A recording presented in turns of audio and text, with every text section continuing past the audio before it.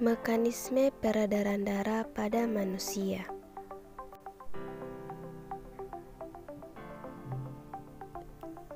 Sistem peredaran darah manusia itu termasuk peredaran darah yang tertutup.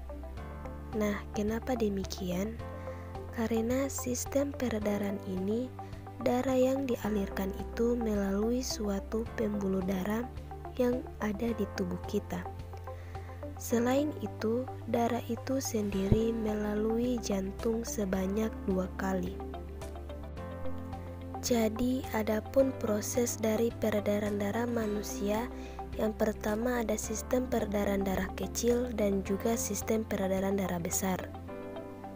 Yang pertama ada sistem peredaran darah kecil. Peredaran darah kecil ini merupakan sistem peredaran di mana darah yang dialirkan yaitu dari jantung kemudian menuju ke paru-paru dan kembali lagi ke jantung. Nah, selanjutnya bagaimana mekanisme peredaran darah kecil? Pada bagian jantung dan pembuluh darah yang berwarna biru, artinya kaya akan karbon dioksida atau CO2. Sedangkan bagian jantung pembuluh darah yang berwarna merah, artinya kaya akan oksigen atau O2. Selanjutnya pada bilik kanan ini bagian jantung yang kaya akan CO2. Kemudian darah di sini akan dipompa melalui kontraksi jantung menuju ke bagian yang kedua ada arteri pulmonalis.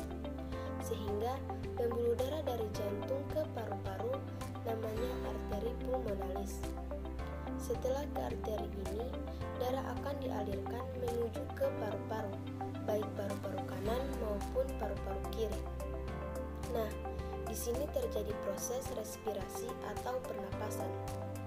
Jadi, ketika menghirup oksigen, maka O2 akan masuk ke dalam pembuluh darah dan akan dibawa nantinya. Kemudian, CO2 akan keluar dari tubuh. Kemudian setelah di paru-paru, di sini darah yang kaya akan O2 akan dialirkan menuju ke serambi kiri oleh pembuluh vena pulmonalis.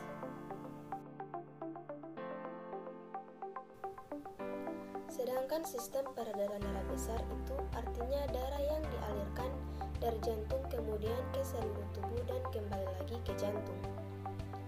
Nah, pada sistem peredaran darah kecil, bahwa darah yang kaya oksigen itu kembali menuju ke jantung pada serambi kiri.